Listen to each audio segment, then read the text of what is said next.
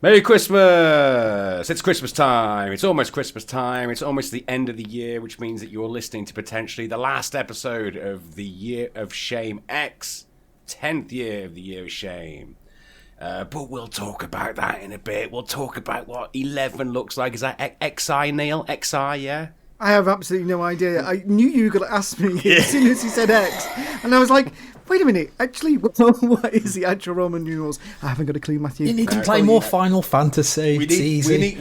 Yeah, I've never played. I've played 7 once. There's about 3 7s. Anyway, yeah, that's true. Video game talk. Let's get on with stuff. Anyway, as maths correspondent, I'm just going to say the next one is XI. Thank you very much, Joe. Speaking of Joe, his name's Joe Cooper. He's here. Joe, say hello to the lovely boys and girls listening. Hello, lovely boys and girls. Just to clarify, if you are like a little boy or girl, stop listening now. It's not going to get any better than this, and you're going to hear things that you'll be dreaming about in a bad way for a long time. Hello, everyone. Welcome to the podcast. Speaking of dreaming of things in a bad way, he's from Birmingham. I love him very much dearly. His name is David Southall. Say hello, Dave. Hello, everyone, and Merry Christmas. Talking about dreams, can I just run you a quick story? Of course you can, Dave. We're not on the intros or anything. You tell us all about your fucking dream. It's like you're like my wife. When my wife says to me, "I had the weirdest fucking dream last night," I think, "Oh, I don't really ever want to hear this." But carry on, Dave. That's what it was. I had a dream last night. I ate way too many cheese and biscuits last night, and you know the old myth about going to bed after you've eaten a load of cheese. I never believed that. I had the worst nightmare of my life. I woke up wringing wet as sweat because there were all plant-based zombies outside, and half of MLG were in an old haunted house, like boarding up the windows and stuff. Anyway, good evening, everyone. You were outside banging, trying to get in, and we were there just, boarding the windows with our shotguns. I want credit for not derailing this at this point and talking about it's all day. Roundabout dream. That's it. Gone. Stourbridge roundabout dream. Sounds like a... that sounds like a fucking nightmare as well. I'll bring it up later. I'll have another bit I'll bring up. All right, we can't really top that, but we'll give it a shot, Neale Jarrett. Neale Jarrett's in the house, people. How can I possibly top that?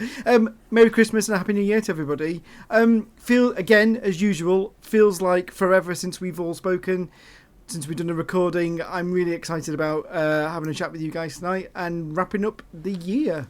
It's going to be good, I think. Or it could be absolute dog shit. You be the judge. Time turd. Time hounded. Right, can I talk to you people Yes, about... thank you, Matthew. Thank you for introducing us all. Thank you very much. All right, can I talk to you about... I thought that I grew up for a little bit. Because you guys... I say you guys. You people. A lot of people seem to grow up one day and start drinking like proper beers, like IPAs and brew dogs and things like that. And you'll know me. I'm Mr. Fizzy lager guy.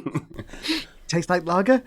Looks like lager. I'm going to drink that lager. And someone left like these little stubby 330ml pack of brew dogs. It was like 3 different flavours or 4 different flavours. And I started drinking them. I thought, you know what, maybe I'm missing a trick. Maybe there's something about this. Because you people will drag me to Brewdog in Birmingham and I'll be like, there's nothing fizzy here for me. Take me back Not carbonated enough. Take me to the Dragon. I know where I am then. And I thought I'd clicked. I thought I'd conquered it. I thought I'd grown up when it came to my my beer drinking until I had my first IPA hangover, and it was like dry. It was like the first hangover I ever had. Yeah, they hurt. It's a very dry hangover, isn't it? Where basically you know you've been drinking, and it's the stale taste of beer. Yeah, it's a different taste of beer in your throat. Thinking you've been sucking on a hop in your sleep. Yeah. So some barley or wheat sticking out the side of your mouth. Yeah, the thing is, I think most people do it, Matthew. They kind of grow up in inverted commas because it's more alcoholic. So it's kind of like I'm not going to. It's the old man syndrome of I'm not going to go to that four at the deep bar and queue again. I'm going to have an alcoholic beverage that lasts me about 20 minutes longer because it's more alcoholic, and I've paid a bit more money for it, and therefore you're going to get twice as much value. Right.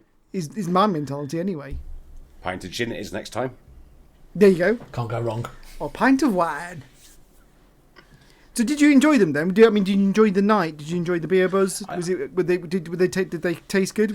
Do you have any memory what they were? A something haze, an Elvis something. It felt Elvis juice, Elvis juice, a pale haze, Hazy J. Derek's cock.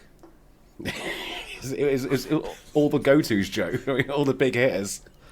Did you say parrot's cock? No, I said Derek's cock is what. Derek's cock. Yeah. Oh, okay. Slightly the same animal. Just as fruity, I suppose. I think there's a titty business in there somewhere. Maybe Derek's a parrot. Could be. Could well be. There's going to be a parrot called Derek somewhere in the world. I think this might be a silly podcast, and I think we should talk about the beers that we're drinking. We're going to drink responsibly. But no, we're not. Talk about what are you drinking at the moment, Matthew? So I do my usual thing, don't I? I just go and buy the most expensive thing that's on a deal that's not Carling. Have you or got Beer Foster's. 52? Have you got a subscription? Do you feel like you make Beer 52? I will be furious. Brothers cider. Good old park juice. Park juice. Good old Rombo. Don't talk about subscriptions because Majestic Wines appears to be a brand that is now part of my household. Oh no! Did you go for Majestic over Naked? Naked Wines? Oh, is that an option? Mm-hmm.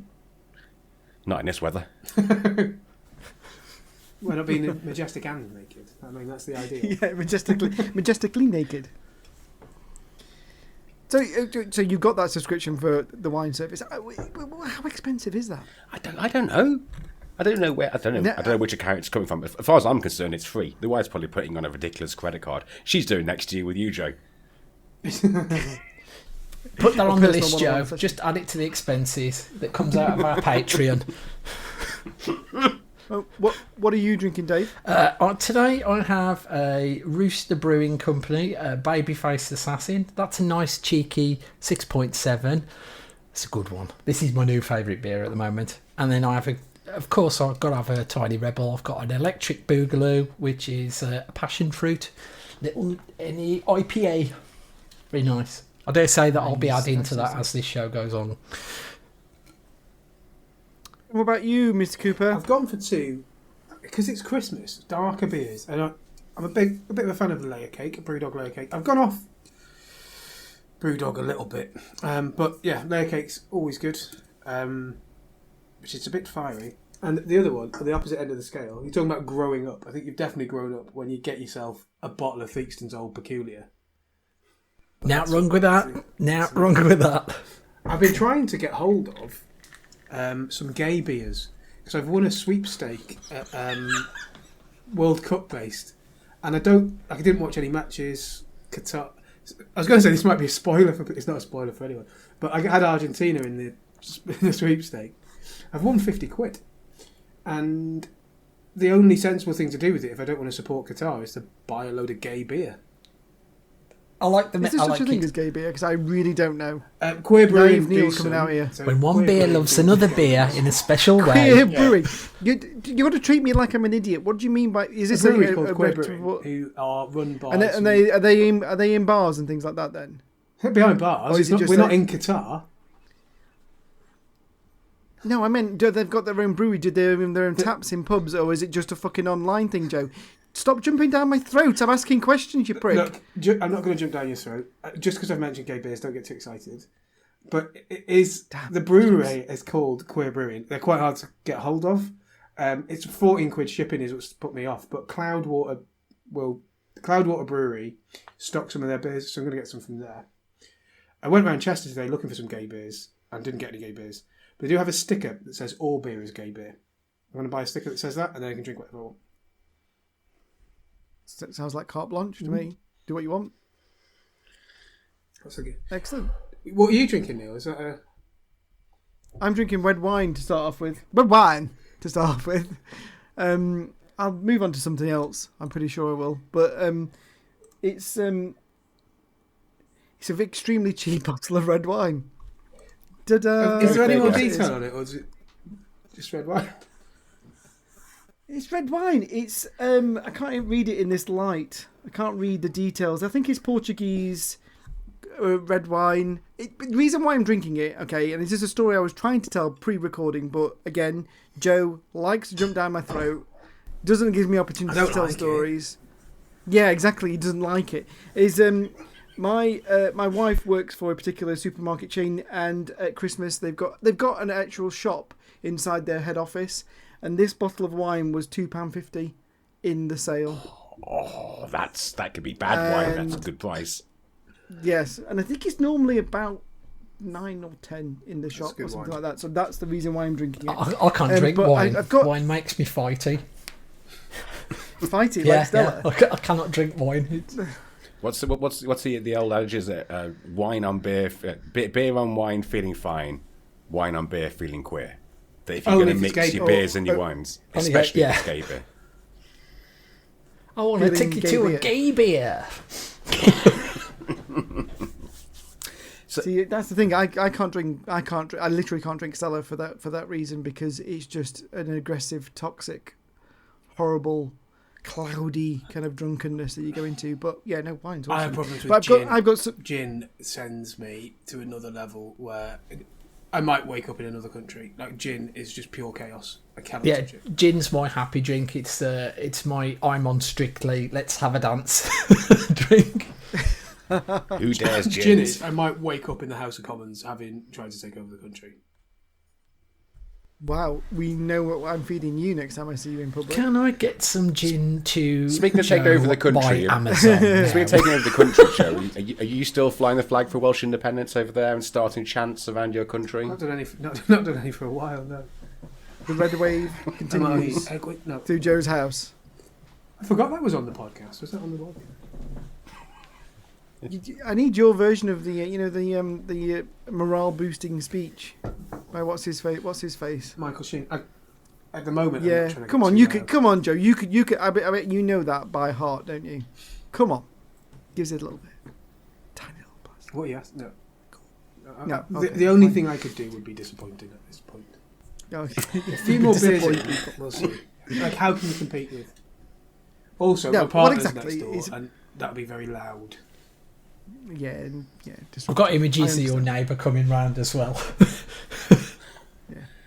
Well, speaking of disappointments, let's get on with the podcast. Let's do it. Come on. So, shall we do a very quick? We've been talking cod shit for 10 minutes. Should we do a really, really quick? How is everybody? And then we'll go into what. And as you're doing that, let us know like what games you've been playing. Should we do that? Is that sensible? Yeah. So Joe, how have you been, mate? Since we last recorded, how you been? What you been up to? And is there any significant video games that you'd like to talk about? I've been doing alright, not too bad. What have I been playing? It's nice being off for Christmas. That's quite good. We're doing a bit more gaming. I've fallen off just out of nowhere, given up on. Not hardly played Pokemon Go at all, or even that. I've played a little bit of the other Pokemon game on the 3DS, just touched it a bit, but not a lot. I have been playing a bit of Horizon Zero Dawn. I've turned the difficulty down because I have to admit that when I was playing it properly and finished the game on the one from the top, so it's like very hard or something, I was properly into the combat. If you're picking up and playing it for 5-10 minutes at a time, you might as well knock the difficulty down to normal and then not spend 3 days fighting one animal. So I've just knocked the difficulty down, and that's made the game a lot easier to get through. So you're just ploughing through it now. Isn't it a shame that life ain't like that, Joe? Yeah. There are ways to knock the difficulty down. I'd like to take my job down a couple of difficulties. That'd be awesome. Imagine that. That'd be great.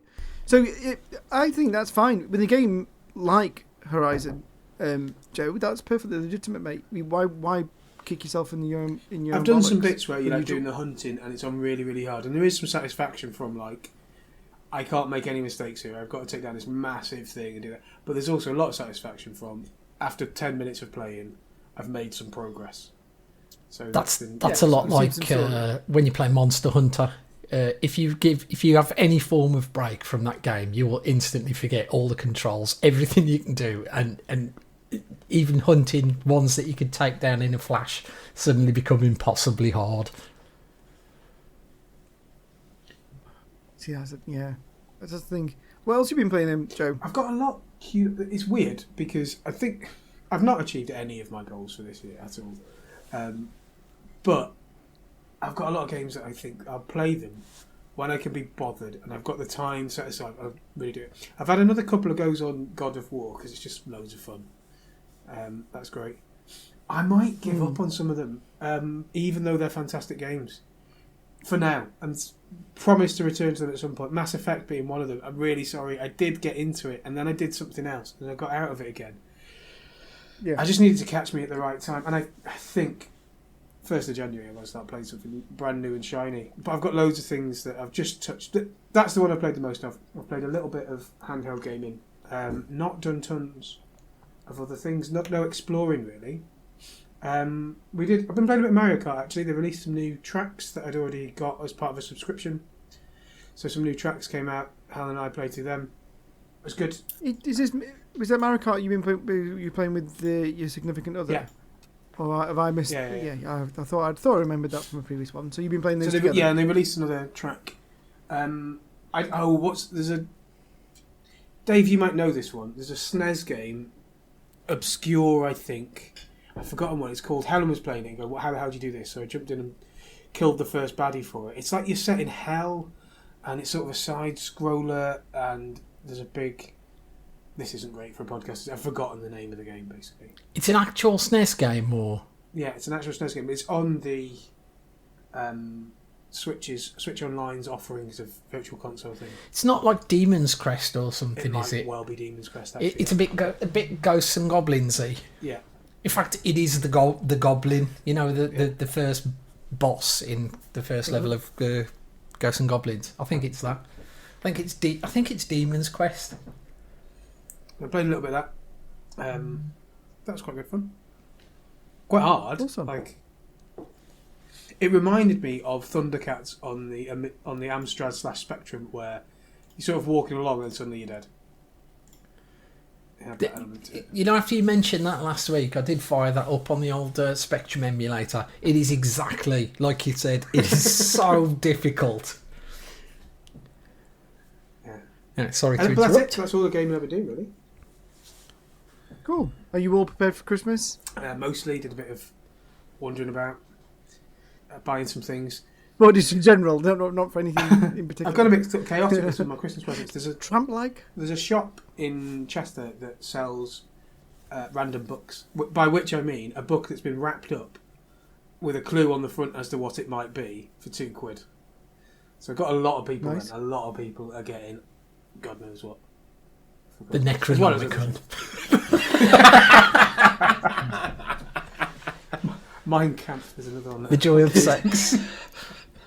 Hopefully isn't on there. Mein Kampf, did you just say? I can't have done, because that would be a ridiculous thing to say on a podcast. I've heard a lot of kids are into Mein Kampf. They got the t-shirts, haven't they? God, could you imagine? Just writing it in the Minecraft font. You've got to be able to get one of those on Etsy or something. That's your mission, Joe. Yeah. God, but get fired. By the new year. Cool. So what kind of clues are on the front then, Joe? Have you got an example? One of them says his first name is Paul. That's it. Which I think I know what that one is. I think that's Hollywood. Paul Hollywood's... Could be a Paul Daniels magic set. I got one for a mate for his birthday that said these were quite popular in the 70s, and it was the Usborne Book of Patios. That sounds like it should have been on your boring month where you were dead into normal with the shed and everything. The Usborne Book of Patios for the sheds. Cool. Okay, shall we move on? Mr. Moore, how are you? What have you been up to? Have you been playing anything? And are you ready for Christmas? Oh, I am. Not necessarily in that order. Absolutely not in that order. I'm all right there, mate. Thank you very much. I've been a busy man, but I have got one more day left to do, and then I'm off for the best part of 2 solid weeks. And my mind is ready for it. My body is ready for it. And I need to play. I need to spend that time playing some video games. And I always something you said to me, Neale, through this year that I think I'm going to try and readopt myself, which is that set your alarm a little bit earlier in the weekend, yeah? Yes. That's free time, that is. Yes. That's time back for you. That belongs to you. You're taking it back. It's the best kind of time. It sometimes has a sneaky side effect as well, that it makes you to go to bed that little bit earlier, so you get in the good books. But then you get up early and you play. You rub your little stick and buttons. Get in trouble doing that. I would love to get some gaming in, and I kind of don't know what to do. I know Have you got nothing? You got nothing that's actually like a game that's like in your face. Play me. Is it more? I think from knowing you, it's probably more that you just want to have that time just to relax and get lost in video games, I suppose. Yeah. Rather than actually a particular title, I suppose. It is. It's that think time, nearly right. And I think what I'll do is I will. As much as I use my, still very happily to use my Joker and to have spent full on money for the most part on Elden Ring, because it's a fantastic game and it's always going to be there for in the future. That's not what I need. I need like a whole new fresh experience of sorts. And I know what I'll do is I'll sit down with the Xbox. I'll see what's on the old games. I keep calling it Games with Gold, whatever it's called these days. You're so old school, Matthew. You still get free Games with Gold. I'll flick through the blades. I'll see what's there. And yeah, exactly. I will see what's there. I'll tell you one thing that always appealed to me. And I foolishly, I've seen it played before, and I thought that looks like a game I'd enjoy. But the one time I downloaded it and played it, I was blind drunk, rushed through the tutorial, and boosted up the next day saying, I don't know. And it was redo the tutorial. And it was is it the Outer Wilds? Oh yeah.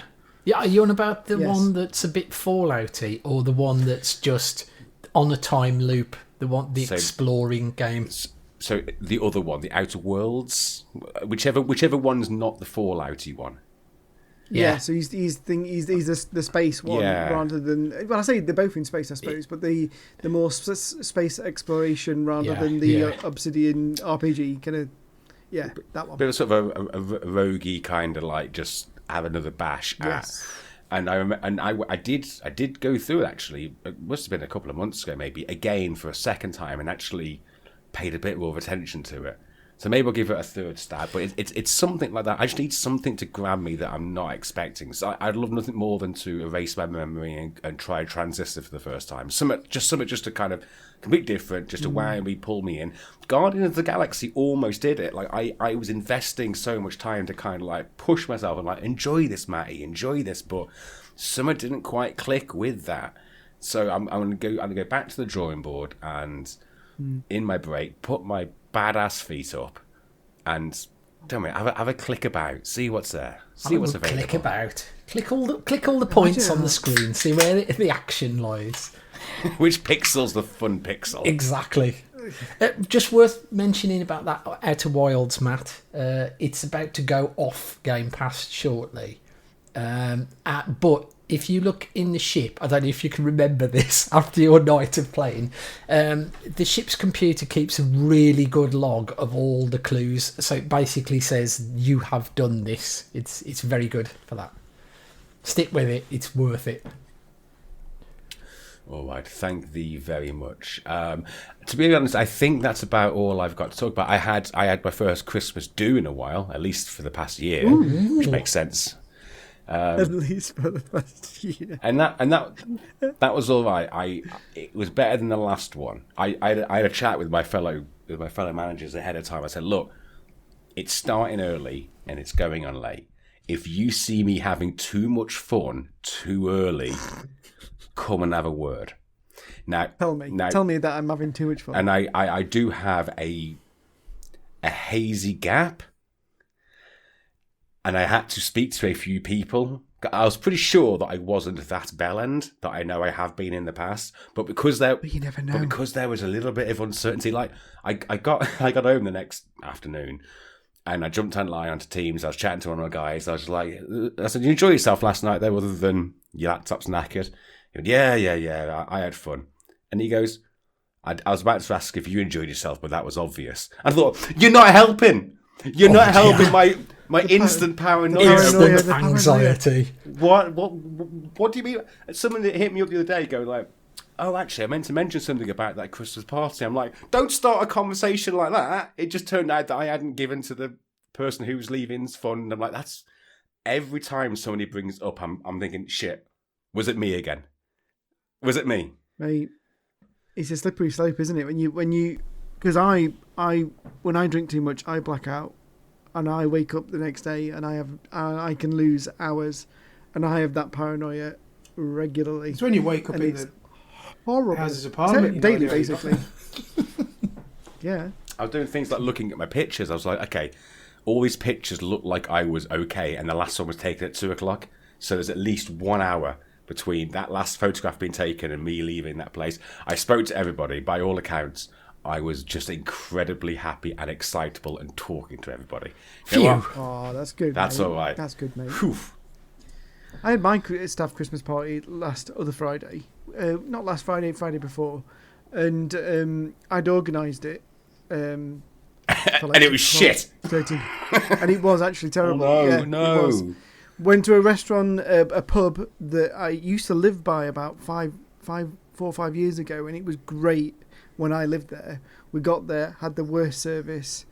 They put us on 2 separate tables for like 12 people, and we were like meters apart. It's like, what? There's a table right over there. And it was super expensive. It was horrible.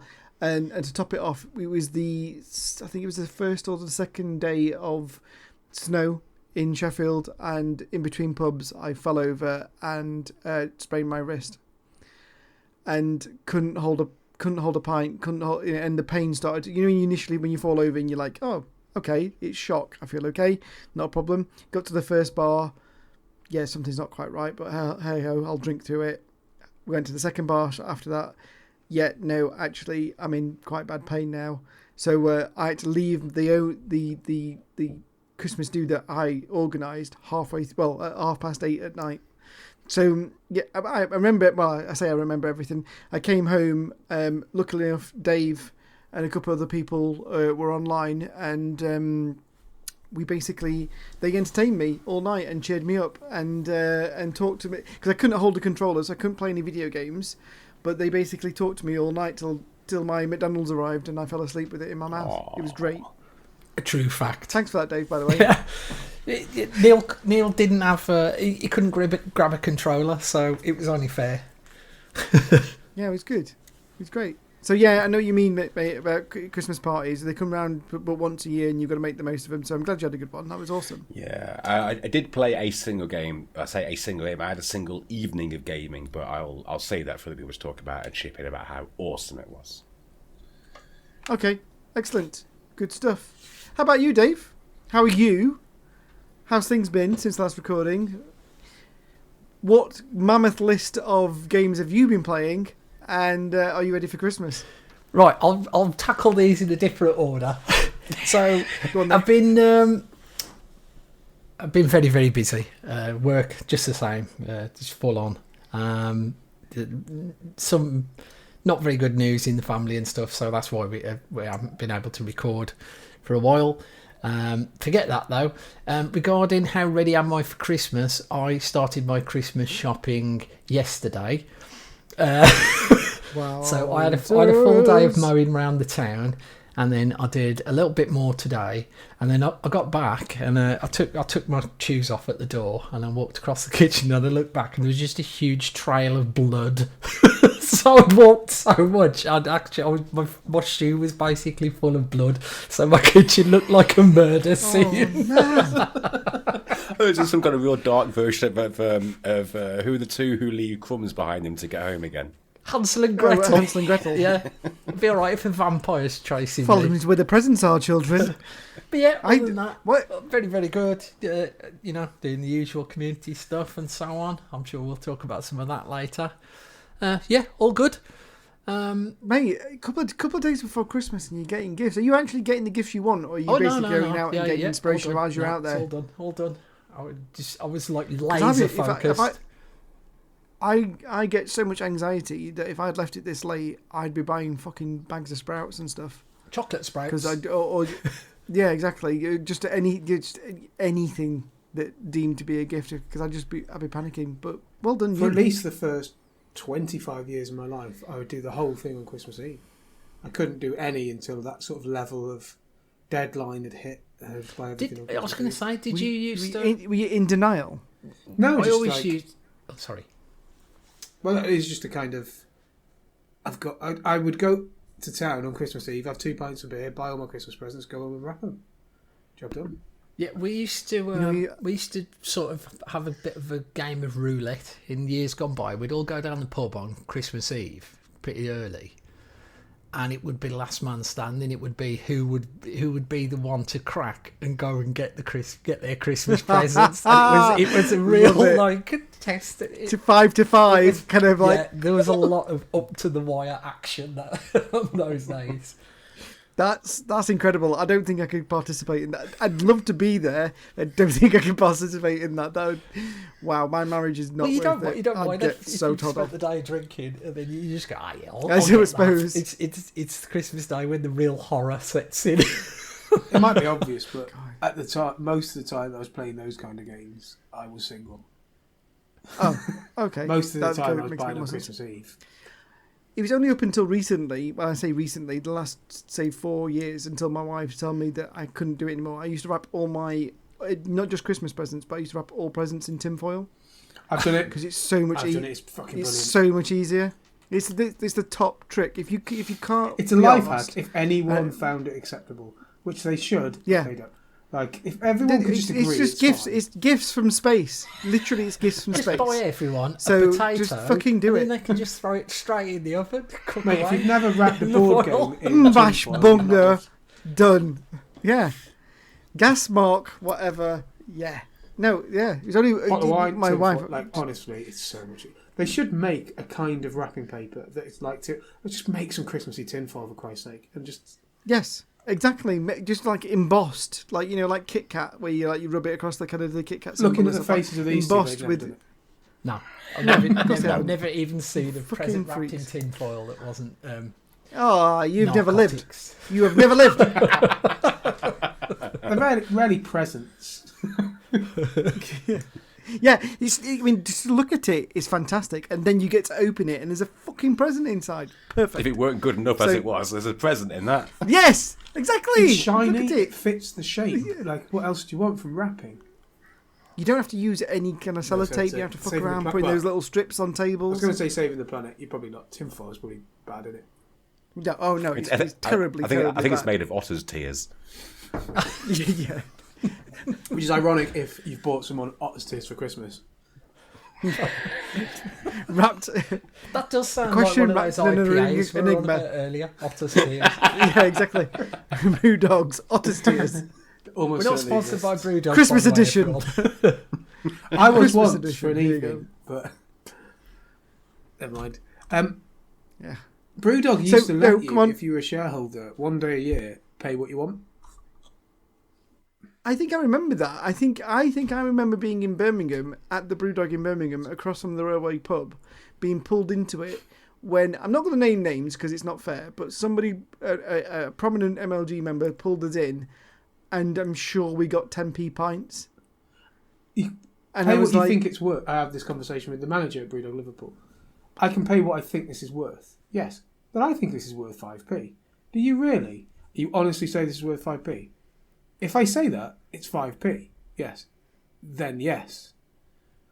But you're a 5p shareholder. it is then, sir. Yeah, but the share was 25 quid.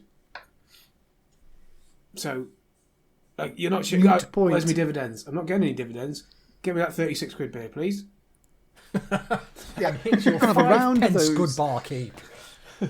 I've got a receipt. Keep the change, you filthy animal. I've got an amazing Go on then, receipt. Dave. So, well, £90 worth of beer, £2.37. well done. So let's bring it back on track a little bit. Dave, you've got all your Christmas presents in. What? I mean, I'm bringing it back on track because we're about to unleash the Dave. Yes. Got an Here hour. it comes. Here's the torrent. Can you feel it? Can you feel the rumble? So feel the unlike the tide rest of of games. you heathens, Like a tsunami of games. Come on then, Dave. What have you been playing this month? Right, let's go through them. It's actually a lot more than I thought, but I'll keep this kind of short. So, completed, I went back and I completed Yorkshire Gubbins. Remember, it crashed on me last time. Is that Jack the Ripper sim? No, it's Peter Sutcliffe sim, sorry. Yeah. Is this... You're obsessed with patios tonight, aren't you? The Osborne book of West the month of normal has returned. Yeah, that's not what Horizon Frozen West is about, is it? Horizon Frozen 10 West, not 10. Fred. Okay, podcast title found. Forbidden West, isn't it? That was his no. Forbidden Fred. Forbidden West. That's his private tapes, Joe. Private tapes. I was going to say that's his daughter. Come back to Dave. Right. Let's go back to David. Yes, I played a video game called Yorkshire Gubbins. It is great. It just made me think of Neale the entire time. Especially, I don't know why, the last one, which was a musical. Excellent. Then I played... I still in the mood of... I played Elden Ring this year. It has sapped my lifeblood. I'll just play something that I don't really have to play. So I went back to Tales of the Borderlands. This is the old Telltale one, which is absolutely perfect. If you cannot be asked to play something, really, and you just want to more or less watch a film, make a few decisions, watch that. If they turn this into Borderlands the movie, it's not got any of the original Vault Hunters and so on, apart from a few cameos. I would be more than happy to just go to the cinema and watch this as a film. I absolutely loved this game. It was fantastic, start to finish, brilliant. You don't really need to know anything about Borderlands either. It's a fresh set of characters, and they do their own thing. It's ace. Cool. Also brings back one of my favourite characters in a game ever, but I can't really say because that's a spoiler. Next, I played a short one. It's an old game. I actually had this on the PS4. It's called Contrast. It's like a sort of 3D platformy puzzler where you can sort of jump into the shadows and jump on the shadows that are on various geometric backgrounds and things. Very light, very small. Just that was good. Finished that. I ploughed my way through the Call of Duty Modern Warfare 2 campaign that I was gifted last month by the beautiful James Watley. Was it good? Did you enjoy the campaign? I really enjoyed the campaign, to be honest, and I wasn't expecting to. Oh, I'm not big on COD, as you know. But it was just fun. A lot of interesting scenarios. It just felt good. I think I'm going to buy it. Yeah. Yeah, I wouldn't pay when I'm allowed to. Obviously, I think I'm going to play that. Yeah, I wouldn't pay the extortionate price that. No, I'll wait for some sort of online keys deal. I think. Yeah, and you're getting all the best bits anyway with DMZ and Warzone. Yes, it's quite a short campaign. It's only a few hours long. Brilliant. Yeah, I spoke about that last month, so I'm not going to go on any more about that. But I thought I owed it to James to play that through, and massively enjoyed it. So, seeing as I was in the mood then for something a bit longer, I went back to something that I'm going to wait for Matthew to come back to. So, when Neale had his injury, yes, and we did the impromptu Zoom, we decided to still play a game, and we did another one of those FMV adventures. We played through Late Shift. Do you want to speak a bit about this one, Neale? Or can you not remember it, bearing in mind you had been I don't remember the end. Yeah, I don't remember the ending because I'd had quite a lot to drink.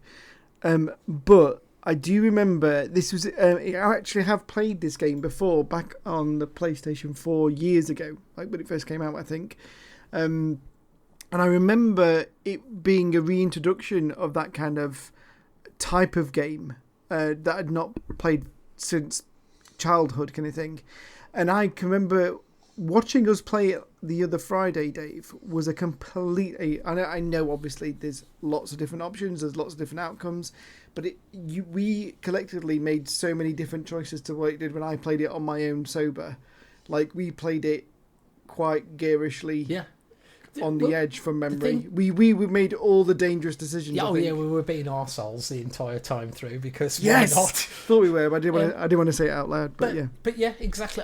I've actually played this one before. That's why I was like leaving pretty much all the decisions to you guys. And the way that story panned out was just completely and utterly different. It was like a different game to when I played it. So it's great. It's a great game. Replaying. I love that. I actually think I'm starting to fall in love with that genre again, to be honest with you. After the one we played together and playing that the other Friday, I really like it. Yeah. I think it's definitely something I'm gonna wait for a couple of Steam sales. I think it's like, but yeah, no, it was great, Dave. It's like I was saying, the same with the Tales from the Borderlands. This is the old one I was talking about earlier, by the way, not the new one that's come out recently. They're just brilliant. If you want to play something, but you just want to kick back, probably have a drink, just chill out and play something, but not really play something. Those FMV games are just superb for it. Right, so perfect. I played another Xbox game. This one was totally shite. It was called Submerged. It's basically like a little explore 'em up. There's no combat in it. It was all about climbing up buildings in a submerged city while some story happens around you. It was just very relaxing. It was very much like playing a PS1 game. And it really pissed me off because it refuses to give me the I've completed the game achievement, even though I've got every single other achievement, which you have to have done everything else. So going back, you got to turn your Xbox on. You got to honestly, in about 2 months' time, you'll turn your Xbox on and that'll pop. I don't care. They'll patch it. Yeah. Going back to my last completion. I wanted Matt to be here because I went back to Guardians of the Galaxy. Ooh. So I was about 4 or 5 chapters in, I think, about 5 or 6 hours, something like that, and I absolutely blitzed the rest of the game. I could not stop playing it. When a game just gets you and you're just really having a good time with it. I know this is completely different to Matt's experience, but I was just fully invested in the characters, fully invested in getting all the lore and reading everything. The actual gameplay to it is pretty awful, and it gets a bit repetitive, like the combat and stuff. But as you power up, you can just blaze through all the combat later on. I was just... You only control Star-Lord in it, so you've only got your pew-pew lasers. And it feels a bit like controlling Lara Croft in Tomb Raider with her somersaulting and turning and doing that. Really? Does it feel like that? Your weapons are utterly shite. So basically, I just relied on the rest of the team to just demolish everything. You can sort of combo them, so you can use, say, Rocket to fire a gravity grenade into a group of enemies. It'll suck them all in together, and then you just send in Gamora to just assassinate all of them. She just flies around, and because they're in a short space, she just destroys them all. And as I say, the further you get along in the game, the more you just rely on those combats, and you do almost no real damage yourself. I don't know if that's the same for everyone. I may not have upgraded everyone. So when I was playing that, Dave, I got to a point where it jumps into flashbacks so you could see Quill when he was younger. And I think I wasn't too much further past I think it may have been the second major flashback where you acquire said pew-pews. So yes. Can you imagine how far through that I was? I think that is well over halfway. Really? Because as soon as you start getting the element weapons... Yes. They accelerate, so you get things faster from that point on. Combat gets a bit easier as well. I remember, they started making me do puzzles, and I went, nope. Like, shoot that thing to make this light go across there. And I'm like, nope, I'm not playing this for puzzles. All those. Yeah, I really enjoyed all those. It's not Portal. Not playing I will say, I did check out the Christmas special on Netflix on Disney Plus, The Guardians of the Galaxy. Yeah, show for the next few days. It's okay. Is it good? The music is amazing. I think that's kind of what I felt. I don't know if you felt the same, Matt. Yeah, it was good. It's 45 minutes. What do you want? It's just turn your brain off for a little bit. I'm starting to fall further and further behind in the whole cinematic universe of Marvel. I've not seen the last couple of programs, the last couple of movies. So pretty much all the output since Infinity War has been terrible, in my opinion. I enjoyed Hawkeye. I thought Hawkeye was good. Hawkeye was all right. WandaVision was all right. Loki was good. Pretty good. I quite like Loki. I thought Loki was good. Loki was good. I enjoyed the art style of Loki, the cinematography of it all. But I think I started watching Thor.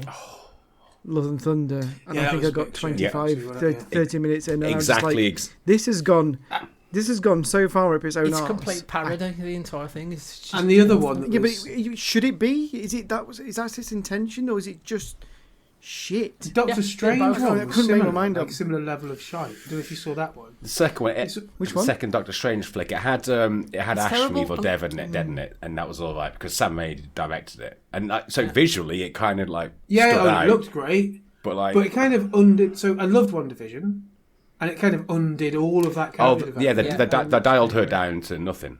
So suddenly she's just some mad old woman who. Oh yeah, she's now just a chick. Yeah, but also she could kill absolutely everybody. That was a bit when. But she just became a pathetic woman obsessed with her non-existent children, rather than being that amazing character that she became. See, this is not film theory podcast, but there's the whole. But maybe it is. Yeah.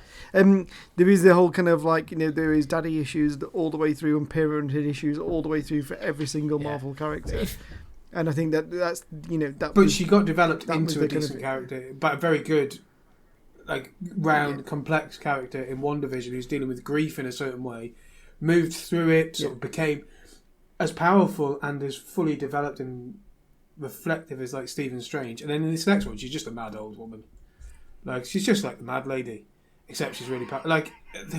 She's throwing cats left, right, and centre. It was that level, but it was as if from the failure of Phase 5. It's awful. We do a better job, lads. Absolutely all of it.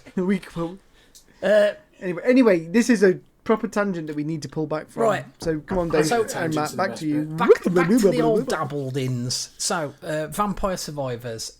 Absolutely everyone should play this. I think Matt would get seriously hooked on this. He'll play it for the first couple of times. How have you played this? I've played a lot of this. It is absolute crack. I'm not trying to catch you out. It's not a recent game. I backed it on Kickstarter. Good. Okay, awesome. Ago. Oh, excellent. That's fine. Isn't it similar to Matthew? To Neale buying something. So we just create some drama. No, because I'd played it already in last year. 2021.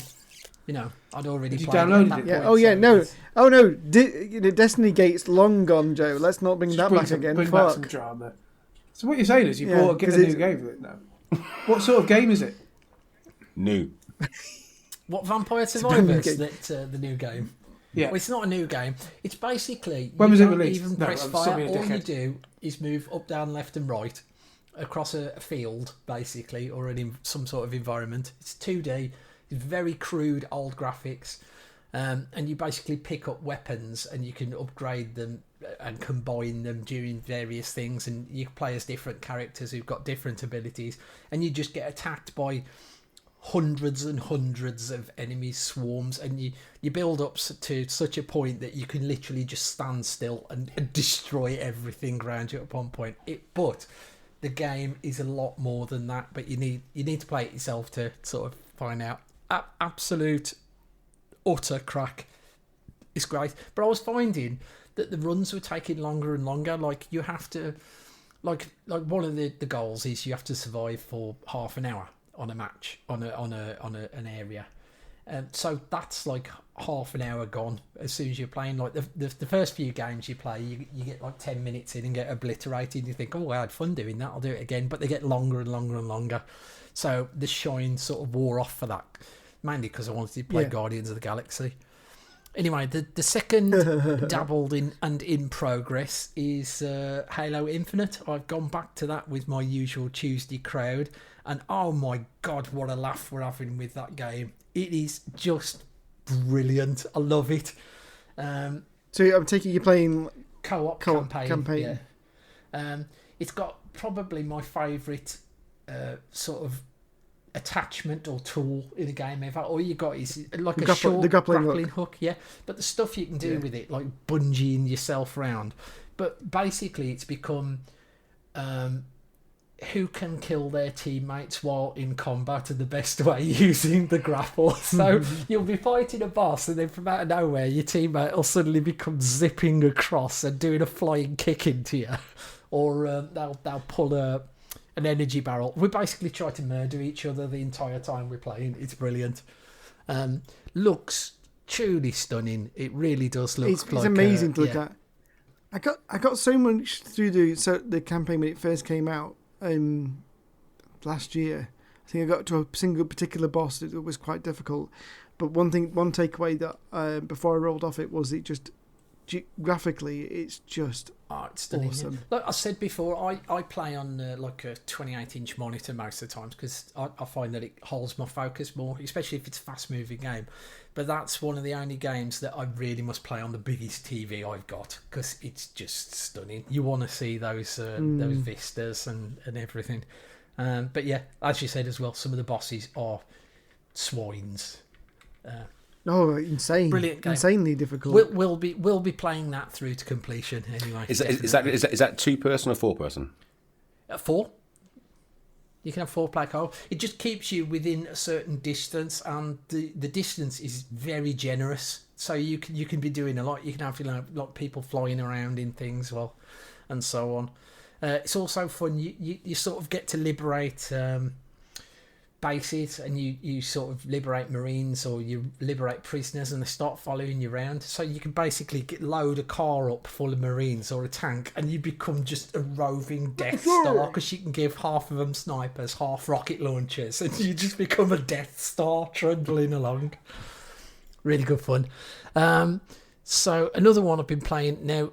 I have been playing this an awful lot, but it's difficult. It's called Inscription, and I thought I was done with card-based battlers, really, sort of Magic the Gathering style things. But this is just in a league of its own. So it's like it's this creepy card game, and you set in a cabin, and you can get up from the table as well, and there's just this like set of eyes looking at you across the table, and you walk around the cabin, and there's various sort of escape room type things and puzzles you can do within this cabin, and nothing's explained to you. It's very, very like weird, and it's just perfect atmosphere, and the card battling's quite good and stuff, and it's just got so many weird original twists and turns, and I literally can't talk about the game anything other than what you see on the Steam page because mega spoilers. I cannot talk about Inscription, but spelt INSCRYPTION, and that you can get that on PC and I think PS4, 5. Brilliant. If you like sort of cardy type puzzles or just really weird as hell gameplay, just get it. It's superb. If I had finished that would probably have been my game of the year, but I've not finished it yet, so I don't know where it's going to go. And like I said, I can't talk about it because to do so would really spoil it. Okay, last one I've tried really. I picked up Cyberpunk 2077 again. Because dirty bitch. Well, the reason is I watched through Edge Runners, the sort of anime series on Netflix. Dave. Oh, now I'm getting close, Dave. I didn't get on with that at all at the start, that series. What? But then it's kind of a bell curve for me. Like it's anime. I just do not get. I don't like it. I don't like the animation style, and it's generally for pedos. Whoa!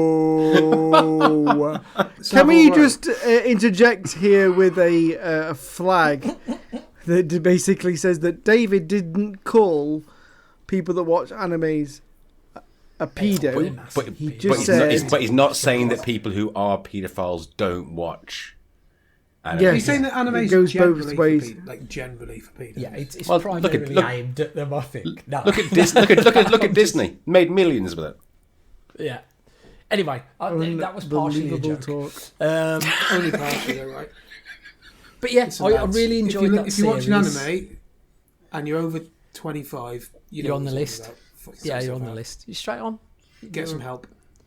You're looking for people 10 years younger You have than your you. royal privileges. Actually, I was about to say, when I was in Japan, I watched some anime with a lad. This isn't going to suddenly become dreadful. Oh, yeah. But the act. Do we need happened to phone in our that lawyers? anime that was sort of normalised. Seemed like it was fine. So his friend's in hospital. She's a girl, a woman. No, she's a girl. She's a girl. Oh, in the anime or in the real anime, life? the guy's not. Well, Right. the best. It's the best of my knowledge. The guy I watched the anime with is not a paedophile in any way. But in the anime, the lad, and it doesn't lead anywhere. This isn't really relevant to the story of the anime. Just has a little wank, chucks it on her, A bit like. and that's what happens in anime. I think the anime is quite a big. Evangelion is. It's quite a big one. That's quite generalistic. You can't say that happens Well, in it anime happened in because you've anime. seen it in one. That's seen happened. like every... Doesn't the same In one of happen the most in, popular Silence animes. of the Lambs?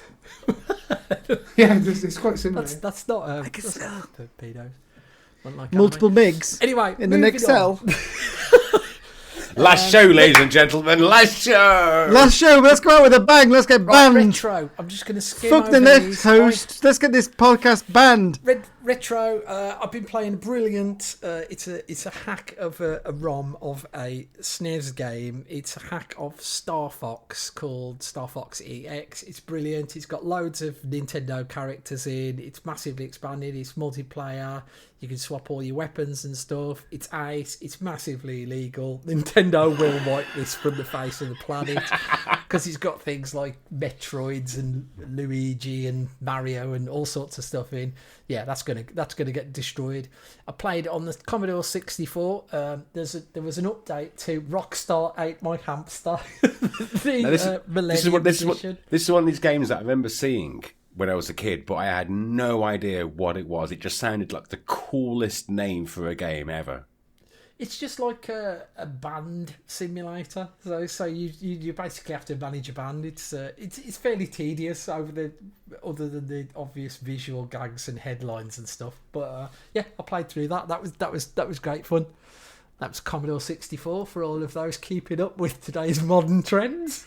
And talking about the latest in modern technology, I went to an absolutely amazing day out over at Walsall Football Ground, Bescott Stadium. I went to Crash Live, which was an all-day absolute celebration of all things Spectrum. It was just brilliant. Was Crash the name? Videos on Was Crash the name of the magazine? That's right, yeah. So you had like Zap 64 for Commodore 64 and Amtix, was it? The Amstrad one and so on. All those were the same. Just brilliant. Met quite a few people. Met Kim Justice and the guy who created 3D Monster Maze, and it was just brilliant. Just a real enthusiast day. Loads of great stuff. Like people who had literally built Spectrums out of like transistors and bits of wire. It was brilliant. That day was it a day out where you were the most gangster, cool as fuck guy there? No. It was honestly, it was just brilliant. If they ever do another one, I am there in a flash. It was ace. So of course of that, I came home and I've been playing loads of Spectrum stuff because there's quite a lot. Because it's quite a big Spectrum scene now. So people are constantly creating new games and doing remakes and stuff. So I've played a ton of them. I'm not going to talk about those now because this is going on and on and on. So as in arcade, I have been playing a game called Aka R. This is a game that there was only ever 3 cabinets of it made ever, and apparently somebody had theirs serviced, and while the guy was servicing it, he dumped the chips off, and that's how you can get it on MAME. So the bit about that is it was re-released just this month on the Atari 50 compilation. That is one that I will definitely be picking up like New Year's Day. But but also Jeff Minter's doing a brand new remake of the entire game. So to get ready for that, I've been playing lots and lots of that. I've also been playing Space Giraffe a lot by Jeff Minter. This is an old like Tempest lookalike type game on the 360. Completely and utterly ludicrously psychedelic ace game. Do Plays we agree? Nothing like Tempest, although it looks exactly like it. Do we agree, Dave, that Llamatron is one of the best game titles ever? Oh yeah, definitely. And still, I play a ridiculous amount of Robotron, the original game it's based on, because I've got two sticks and buttons on my cabs, so yeah, I've got the dual stick action going on. Brilliant, classic old games. Oh yeah. Like he's and skiing, I think I'll just some leave sort of it at sexual that bit. move. So there you go. That's my colossal pile of the month. Well done, sir. Well done indeed. Can I ask a question, Dave? Actually, it's a question to all of us, actually. So I've got, I'm hosting, because it's the festive season is upon us, and we had a couple of friends coming over, another 4 of them, and we decided to stop putting keys into a bowl, and we'll try some more wholesome fun. The money-saving sex Console expert. games instead. And previously, I mean, the wife's always been a huge fan of Cards Against Humanity, and that's all fine, what have you. But I thought, do you know what? I don't think, I know they may have done, because since Zoom, I know a lot of people have sort of realised that the likes of Jackbox party games like that, where your controller is your mobile phone, everyone's got one, there's no barrier to entry. So I'm thinking, like, I want to try and play something like that with them. Now, I guess I'm looking at you, Dave, because we played very recently stuff that I think you created for an amount of it, but I will be limited to having to have the Xbox drive it. So is Jackbox my only real kind of option? No, you can also play an excellent game called It's Quiz Time, which is basically like a game show. It's more or less... it's the team that made Buzz, if you ever played that on the PlayStation. It's superb. Myself and Neale have played it a lot. Yeah, it's just the same. So all you need to do is just have that on your Xbox on the screen, get everybody on your Wi-Fi network. So all in fact, no, you don't even need that. So they just go to a web. They download an app. That one does need an app. Did we do this on the community doesn't night? need an app. Did we do this once? Again, Yeah, you've played this as well, yeah, Joe. we've done it on we've done it on a big party, yeah. So so we did a similar thing at the last week. Last Friday we had the Gears and Beers Christmas party. Played a load of these kind of games and got exceedingly drunk, all of us. I don't think I've been that drunk in a long time. A long time.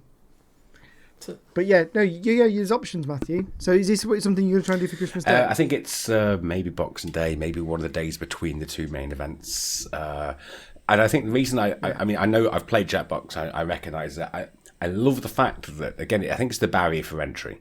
So in the past, I've never been that guy. I've never had enough control to sort of hand around to everybody to sort of like, let's all try and play a game together. I guess Rock Band is kind of similar, but unique instruments, unique controllers.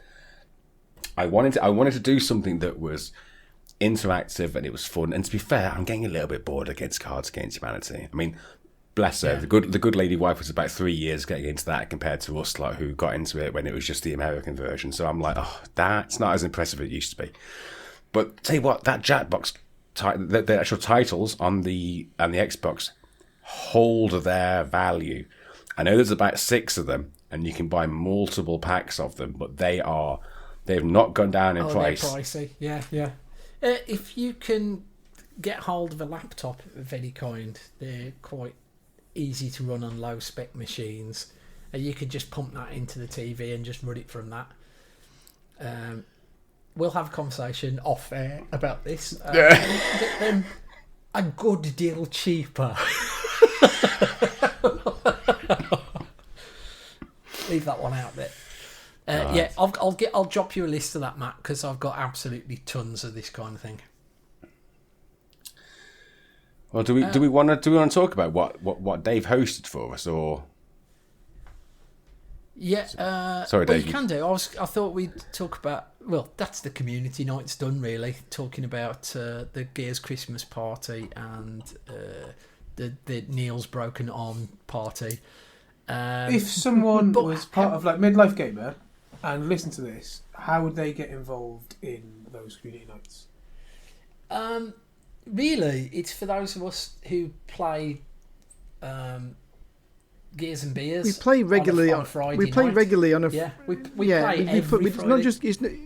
Sorry, It's Neale. not just Gears of War, but we do play regular games on a Friday night, and I've been involved in these nights every Friday night, pretty much every Friday night, bear a couple more, for probably about 12 years, and we generally play Gears of War because that's the kind of like the kind of the spine of what we play, but we do play when depending on numbers, because obviously you can only get so many in. The lower numbers we go and play something else. The larger numbers we have a couple of lobbies or play something different. But there is we every now and again, Joe, we do put out a post on the Facebook group for on Midlife Gamer to say, guys, we've got an event this Friday. It's open to everybody. Come and join in. And it's through these events that actually, over the last 6 months, say 12 months or so, probably even longer actually, we've had trickles of new regulars come in. So it's not just for those people that you might think are, people such as myself that have just been around for fucking forever and talk bollocks constantly.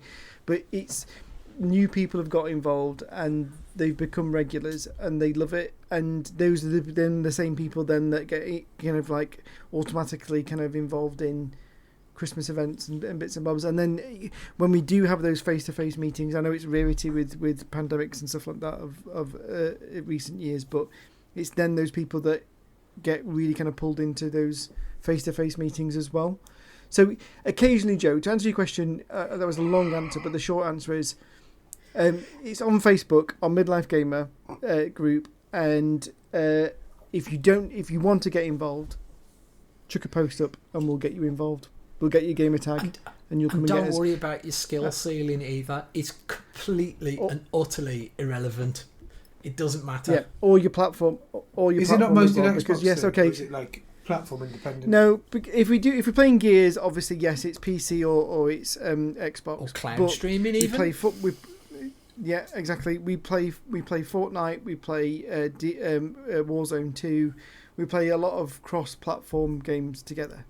So it's not exclusive to those particular platforms. Yeah, I won't deny that that's the kind of the fallback and the easy method, but that's what we play. But yeah, I wouldn't have wasted. I wouldn't say even wasted. That's such a horrible terminology, Neale. Fuck. I wouldn't have used the last 12 years of my life every single Friday pissing off my wife, now girlfriend. Hang on a minute. Right. If it wasn't a fantastic You idea. used to piss off your wife. Now you've got a girlfriend who you're pissing off. Like, if you're going to have an affair... Oh, the wrong way around. The other way around, obviously. Come on. This is what happens after a decade of Gears and Beers. Yeah, exactly. It's now mush for all of us. Yeah. Anyway, getting back on track. Moving on. Neale, how the devil yeah. are you? Oh, God. What look have at you us. been playing? And are you ready for Christmas? We're only an hour and 15 9 minutes in. I'm going to keep this as... Yeah, well, actually, I have only got 15 minutes as well. I'm going to keep this because not only do I hate the sound of my own voice, and everybody else should as well, and I encourage people to hate my voice, is we've only got 15 minutes. So, God, what I'm really good. For everybody that's picked up on the subtle hints that I've dropped, that know me and have listened to the podcast, I work for a company that's extremely busy at Christmas. I'm in the midst of hands-on busy at Christmas. I'm out there trying to work through strike action, etc., which is ugly from all sides. So I'm working 2 jobs at the moment, which is per day, which is absolutely horrible, but you do what you have to do. So I'm finding it really hard to find time to play video games, is what I'm trying to get to. But since the last recording, I have been playing a couple of games. I've been maintaining my Destiny addiction, foolishly or not. The last season, the season of the Plunder completed. The season of the Seraph started. I was very excited. It was the second time actually that I'd been involved in a new actual season beginning in Destiny that I could be involved in from the get-go and get all the hype. I actually even think I was like waiting for the trailer to drop and everything, like a proper sad tool.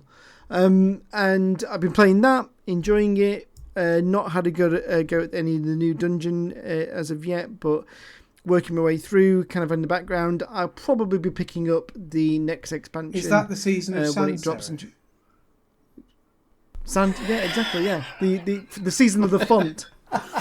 Yeah, Ariel and Times Roman are next. Yeah, you get too many drinks, it's all wingdings to me. It's all gone wingerdings, exactly. I'll probably be picking up the next big expansion, which drops in January. But yeah, that's good. I have continued to play through the Mass Effect trilogy. I am about 3/4 or so through Mass Effect 2 at the moment, and god damn, there's a lot more content in there than I can remember. I must have played that drunk the first time around, because I'm playing missions, I'm doing story missions that I do not remember, and it's great. This is when people say, I'd like to wipe my memory or wipe my achievements and play again from the beginning. Just play drunk, guys. That's what I've done. And look at me. I am having the time of my life. Try to get through your life quickly. Just get pissed. Yeah, exactly. And, you know, as long as you don't mind embarrassing yourself, you're fine. So, no, I'm playing through that, which is fantastic. Really enjoying it. What else have I been playing? The two big games I've been playing, I say big games, the two big core games I've been playing since our last recording is I actually downloaded the free... Okay, let me make sure people can hear me. Free. How much? Free. It was free, £0, Warzone 2.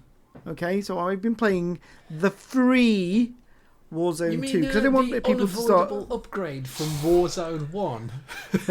Yes, that one.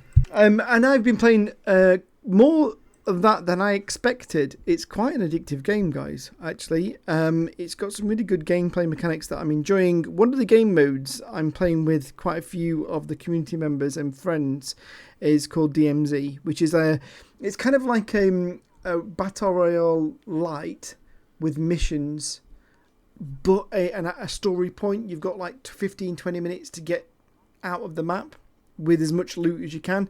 Remember, if any of you guys have played like the Division 1 or Division 2, yes, it's basically the Dark Zone, or whatever it's called. Was it called the Dark Zone? Yeah, it was called the Dark Zone. Where basically you went into the Dark Zone in Division. It was about high end loot, high rewards. You'd face off against, it's a PvE kind of PvP kind of environment, and if you got out, you got to keep what you got out with. DMZ is exactly like that. They've literally taken that and made it bigger, stronger, and better. I'm playing it across platform. It's fantastic. It's really good. It's really good to play with friends. There is that kind of. It's a really good kind of. I can't remember the exact terminology, but it's basically like your audio is picked up when you're close to people. Dave, help me out here. You got like proximity chat. You just said it.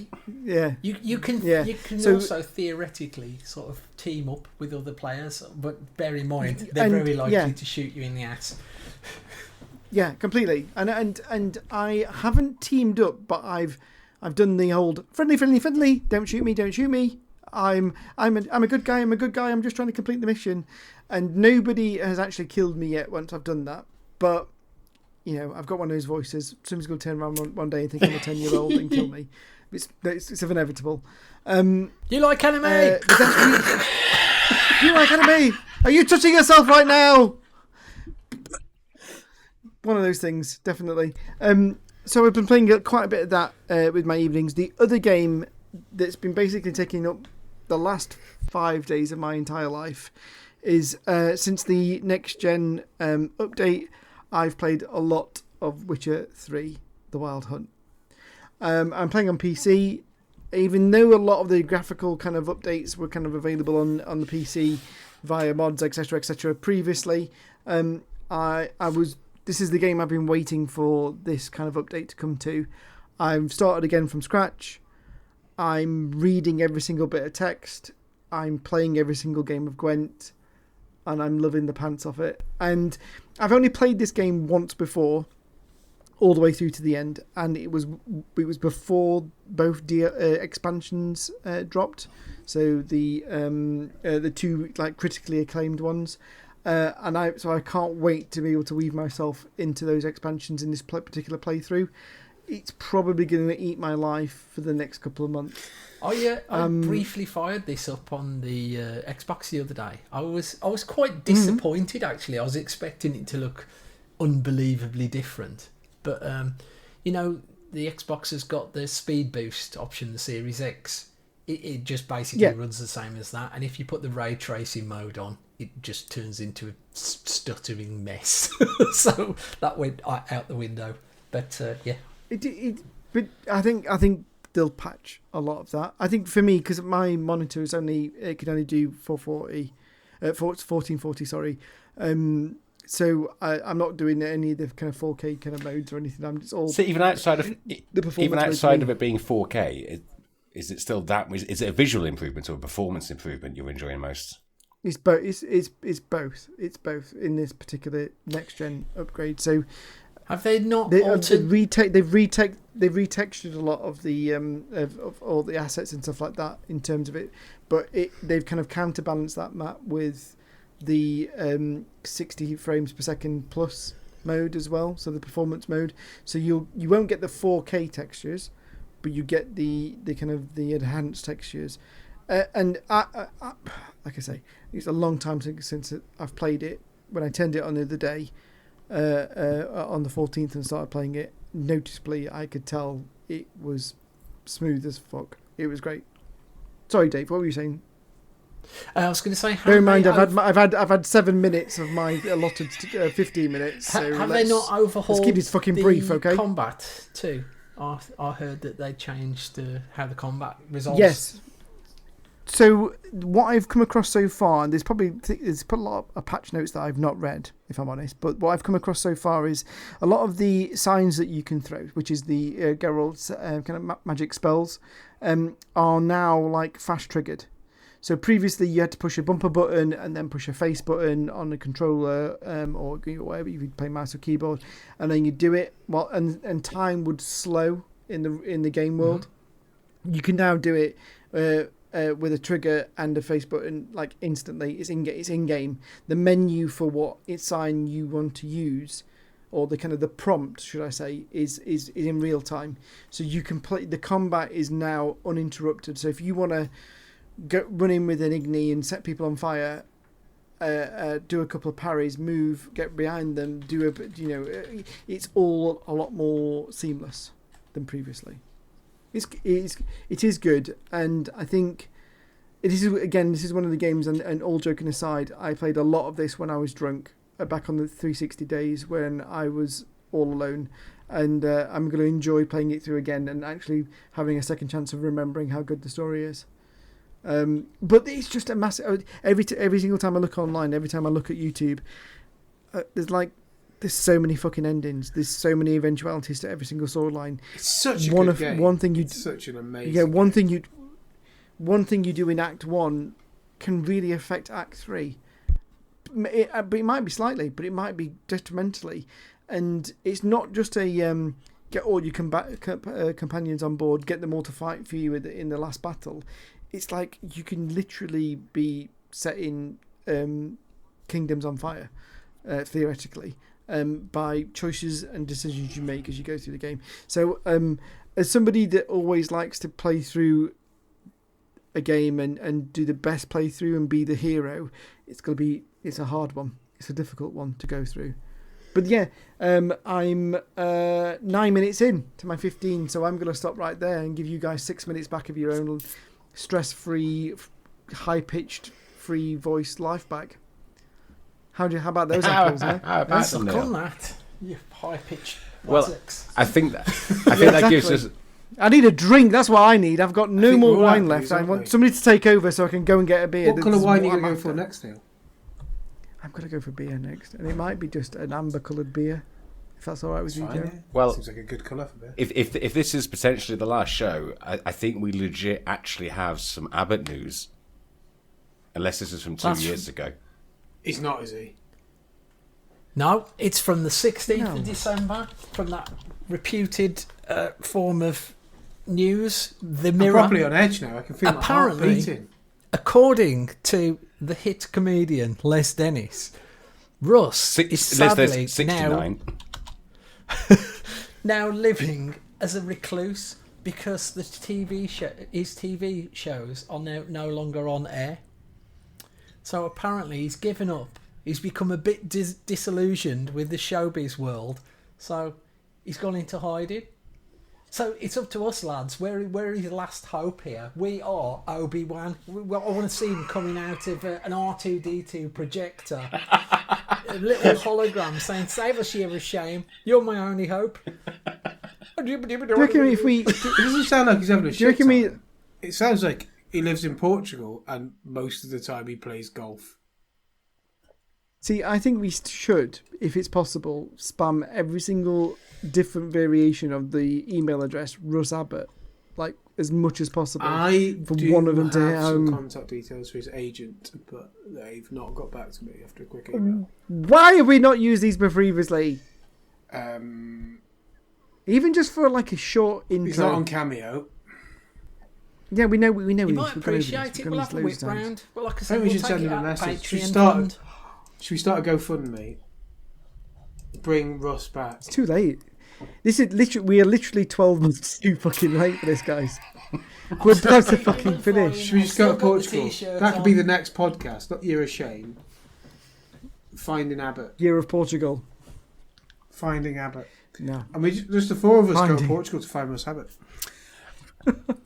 If we film that as well. That's a documentary series. Oh, there'll be a YouTube. Right. We've got a couple of minutes left to kind of round up where we are, and then I think we're going to take a bit of a break.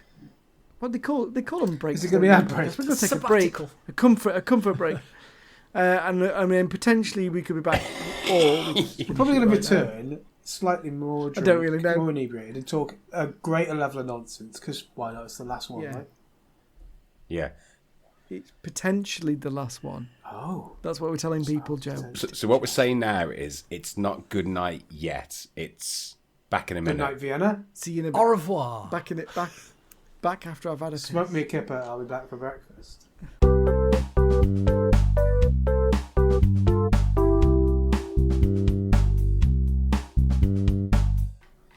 Right, anyway, I'm trying to avoid the elephant in the room, which is that terrible edit that just happened there that I might have put some music in just to sort of like blatantly cover. I'm pretty sure that we said we were off to do something and we've just gone and done something, and now we're back again after doing it. We've done that. We've done the thing we said we were going to do. We've done it. It was successful. We've got more information, and now we're prepared for the next part of our lives. And we know something that We're you done, dickheads. See you later. know. So we've Dave. just spoken to a couple of the hosts for next year's Year of Shame, because we wanted to make sure that they were on board, they understood how we were going to hand it over, and make sure everybody was happy. We're not going to spoil who it is, because that's not for us to do. I'm going to give you a That's for clue. them to have the. None of them is a Hollywood celebrity. None of them are called Russ Abbott, None of them's unfortunately. a licensed dentist. None of them What's that for? have laid patios, to my Or- knowledge. Or eggs. None of them have laid eggs. I don't know whether you could actually claim that. as Not being one true, of them Joe. owns, You don't know them well to enough. my knowledge, a milking stool. I own a milking stool, dickhead. I'm going to go and get it. Oh my god. Right, while Joe goes to get his milk and still see Joe. Breaking news. Can we just mute Breaking it from news. here? I mean, it took us 12 months to get here, people, but guess what? Right, if 11 months ago we all put money on, out of all of us, who's probably got a milk It's from stool? County Donegal, I'd put it on Joe. Ireland. Here he is. Here we go. Too late. Here it is. Live milking stool. From Donegal, you say? It's from Donegal. What do you use it for, Joe? Milking, dickhead. Apart from What else are we gonna milking. use it for? Milking. What have you milked? What have you sat on? What there, haven't I milked, mate? What haven't I milked? Cats, dogs, goats, sheep, chickens, Gnats, lizards, newts. flies, frogs. Derek I've all been Acora. milked. I've got all the juices. All that Did you ectoplasm. just say you milked Derek Acora? I heard that. I heard that. Sam, he's milking me.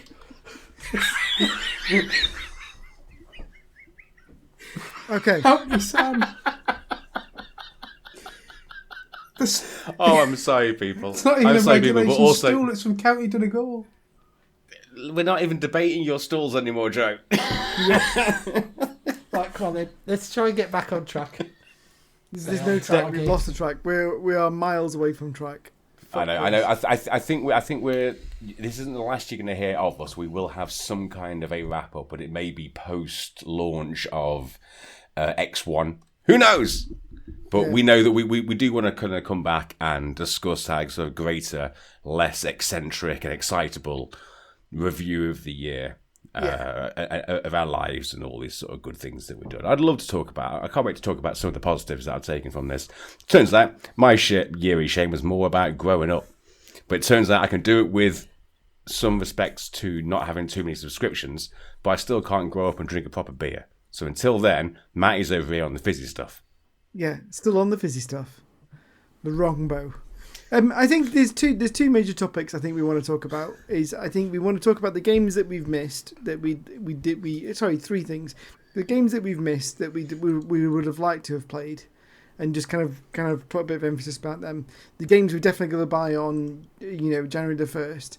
But then it is, Matthew, you've hit the nail on the head. It's about things that we've learned, because I've learned that my gaming habits are different than I expected them to be this year.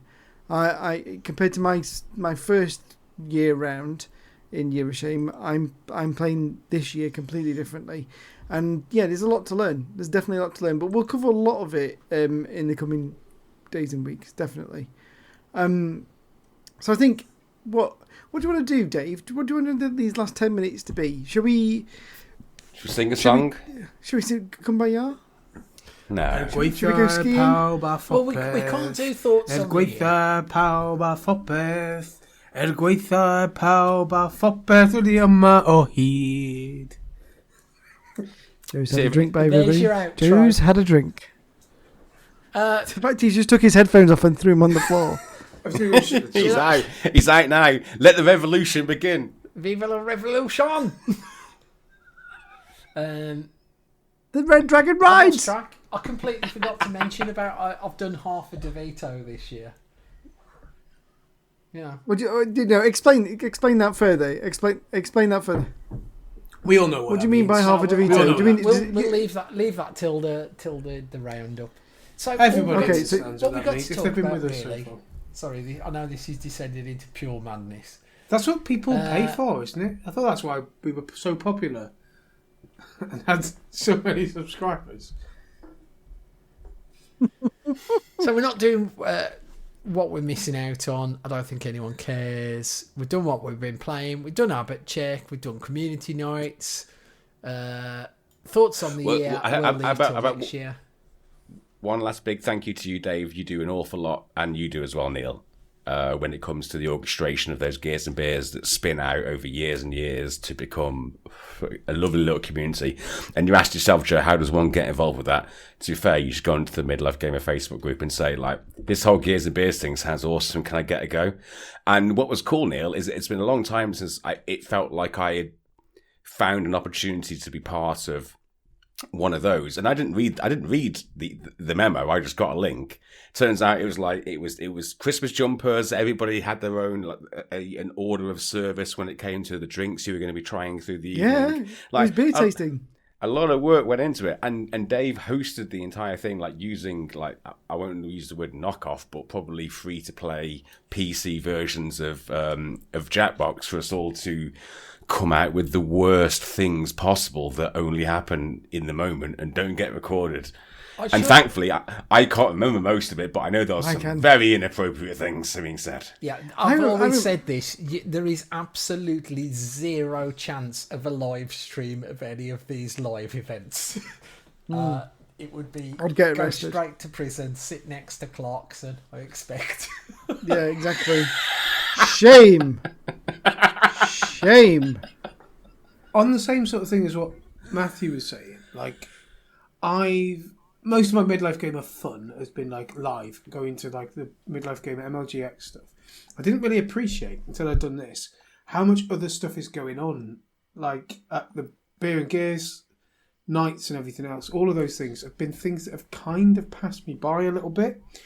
And this year, I know we're going to save this for another thing, but the main thing's been meeting up with you guys has been absolutely fucking brilliant. I've really enjoyed that, and that's been great. And I haven't played that many computer games. We've had a lot of fun talking about this shit I haven't played with you lot. It's been wonderful.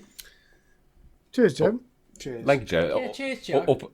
Up until now, I was convinced you were a figment of my imagination because I'd only met you in the flesh, but I'm not sure how much in the flesh I was at the time. Exactly. The only time I've ever met Joe that I remember was a very, very hazy night, probably 11:30, maybe 12 o'clock, when usually I thought I was going to turn into a pumpkin. And there's Joe talking to me, or just being part of the conversation. So it's been a pleasure for me to actually spend a bit more time with you, Joe. So you were as amazing as I thought you were. So thank you very much for that. Like, similar for... I know Dave. Like, me and Dave have... Everything was Dave. Me and Dave had our own indie game on the dance floor at some of the midlife gamer. Our secret game. No, it's not so secret. Joe's going to have to explain this one.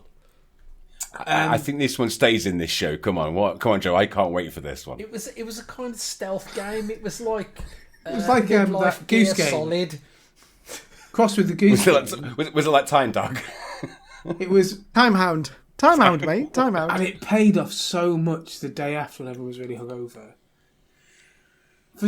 I've just got a picture of... We were at that... It wasn't in the Irish Centre. It was the first one after the Irish Centre. So it was in the Victoria. What can we put in other people's pockets without them noticing? So how many straws can you get in people's pockets? Was the start of it. Me and Dave were going around, just put straws in people. And we got everyone had a straw in their back pocket for a while. And then just other shit we could find and put into people's pockets and just drop it. We had to just sort of drop it in. And if you got noticed... in other people's pockets. But I know someone messaged the Midlife Gamer chat the next day like, where the fuck has this come from? And they had a badge from my school in their pocket. I don't know where that's from, mate. I don't around there. Midlife Gamer solid. That's the game. That was great fun. I think it's... Don't you think it's like really wild how in the vast majority of like gaming forums and things, everybody's very much play games one way. You know, it's the latest thing. It's blah blah blah. You know, they're all on the hype train. And I think this year, I know we're all old gits now, but isn't it amazing how like we all play things our own way, just completely differently. Everybody likes, and I really value that. I love that everyone's just got their own opinion and nobody's shouting or pointing the finger saying you should be doing this and blah blah blah. Everyone just does their own thing. I love it. I just love to hear everyone's story of what they're doing and how they're doing it. Yeah, I know that we sort of make the joke about the Dave list, but I love the fact that Dave's there playing games. Oh, me too. Like, I've loved that bit. And like, it is kind of give it a minute, see what happens. But like, Dave's so into every element of gaming, really. Brand new game, old school stuff. Which loads of infectious. It doesn't make the slightest bit of difference whether a game has come out this week or 40 years ago to me. It's a game. Oh, do you enjoy it? Yes, no. Doesn't matter. I felt probably Matthew's similar. Like, I felt one of the least hardcore among us, but still very welcome with my titting about playing sort of nonsense games and not being able to put that many hours in is still alright. Like, I think there are other gaming communities where unless you've got the newest one and you know everything about all the games, you're kind of put on the sidelines. But Midlife Gamer, the whole thing's always been very, very inclusive, I think, for that. Yeah, that's the beauty of it. Yeah, it's just massively inclusive. I think we just digressing, and this is probably a bit to cut out now. I think that mentality has changed somewhat in the last year or so, but I think that's more down to like there not being the big focal point was always the podcast. You know what I mean? I'm not laying any blame. I'm blaming Matthew 100% here, but that's like the 50%. But yeah, I think always that focus keeps the community. You know what I mean? And the podcast is we've done an awful lot to try and keep that on track. Wait, there's a podcast. I've joked about that. Wait, there's a podcast. I think I was part of the gaming community for a good 6 months before I knew there was a podcast. And actually, the podcast wasn't a huge thing to me when I first joined. Watley drew me in because I'd known him from some other gaming stuff. But then the community was always brilliant. And I think maybe we've all got a bit older. We've all got a bit less involved than we used to be. But you think the community's still pretty strong and pretty cool. And if someone is a knobhead on there, they get kicked out. They get called out on it. There are a lot of other communities where you can be horrible and toxic and just be okay. One of the great things about Midlife Gamer community is that doesn't happen. If someone is a dickhead, they properly get called out on it. They're not allowed in the first place. We actually do kind of prune through people that want to join. Well, you let me. For good reason. You don't sell sunglasses or just you can answer. Well, this is the big twist questions at the end of the podcast. Is Joe the woman that sells sunglasses? Ray-Bans $8.95. I think, from my opinion, is that that's a great price. A, and B, you're right there, Dave. He's going to be sick, I think. I think for me is the pandemic has tried to punch Midlife Gamer in the gut, and it's missed. We're still here. We're still around. We're just not as physically about as we used to be. Goal. It was COVID's goal. Hitting Midlife Gamer in the gut. That's the Chinese to destroy a very all that collateral damage on the way to try and get us. You sound too conspiratorial. Kicked off Spotify. What you're saying is it was made in a lab to destroy Midlife Gamer. Midlife Gamer. Yeah. Of course. And Russ Abbott. Well, I'll tell you what. Now he's a recluse. But before we spend the entire night now just talking about how much fun we have as friends and everything, I guess to put a cork in that nice bit of sentiment that I completely agree. I'm ever so grateful to be part of the Midlife Gamer community. I always said to Darren, I said, look, a point happened when I said it doesn't matter if we do a podcast or not. This is too late. This is happening now. This is going to continue to be its own, pull people in, its own thing, and that's always really great to see. And when I get to hang out with you guys, and I forget sometimes that we all met through fucking gaming. Yeah, I forget that so much. You guys have become so ingrained in my lives, and it doesn't take long for you to become part of. Okay, this is not advertising you want to become my mate. Come and play some video games with us, because we were playing on Friday night, and I'm sure there was maybe one or two people who I don't quite know them as well as everybody else does. No, yeah, exactly. But everyone's so much fun to hang out with, because you mentioned it, Joe. We don't kind of tolerate dickheads. It's actually quite easy to moderate a forum if you pay fucking attention. Yeah, it is. Yeah, it is. What you were saying there about people that you don't know so well.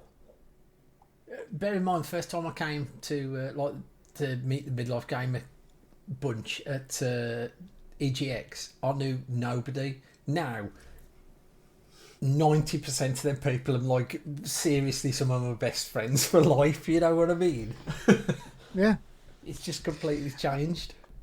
Put it this way, this is a good way to cap it off. To mirror what you just said, Dave. At my wedding 5 years ago. The people on my side of the aisle, 50% were family, 50% were Midlife Gamer. Here's There to you go. Matt and Darren. Let's have a quick Woohoo! glasses in the Right. Okay. Right. I- Let's edit the shit out of this because it's rambled on. Yeah. And That is one random. and Do we let's need draw- to do draw it in. domestics or anything? No, they know what they're doing, for God's sake. Come on, if They're they're here, still they know here. how they got here. I'm not reading out URL, Dave. You seen the time? HTTPS. But Stu's, Right, Joe. Stu's added a new, // Stu's added a new YouTube easy access function. It'll absolutely Right. be crying. Okay. Right. We're going to close this show down right now. It turns out that Yeah, URLs done. are getting easier. Tiny URL doesn't exist anymore. You can just shout at the internet and it'll give you something like this podcast. Joe, it sounds like you want to say something before we go. You've got 3 minutes. If you are seconds. here and you are hearing this and you've got nonsense in your soul and you want to play computer Nonsense? games and hang around with silly bloody idiots who will be your friend and will treat you well, then come to Midlife Gamer and be prepared to be amazed by the friendship and the drinking and the brilliance they will show you. Just come and join us on a world of imagination and exploration. Play computer games if you want. Do what you want. Come and join us. Just don't be a dickhead and we'll have you. You will be one of our family. You might come to our weddings.